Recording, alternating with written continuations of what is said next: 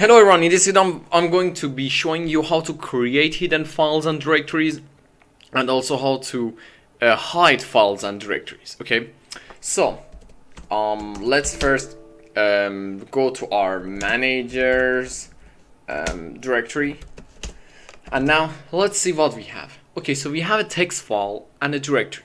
Okay, so first I want to create a new hidden text file.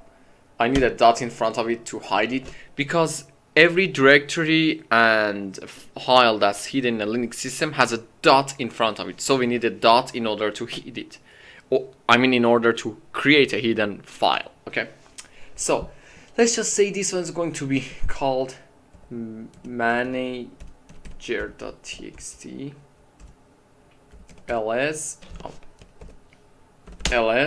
we don't see it, ls-a.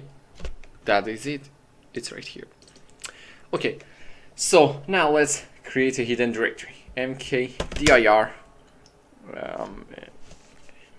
and I'm going to type admin. Oh, I forgot the dot in front of it. Admin ls, you don't see it, ls-la. Here is our hidden directory, and here is our hidden text file. Okay, so now let's hide payroll.txt. So type mv payroll.txt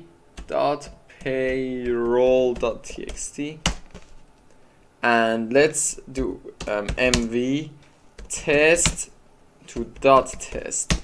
So I also hid my test directory, which is right here, and I hid it using this command. So to confirm it, I'm going to type ls-la, and as you can see, the test directory is here and the payroll text file is here. If I type ls, you don't see it. Okay, so that's how to create hidden files and directories, and also how to hide files and directories.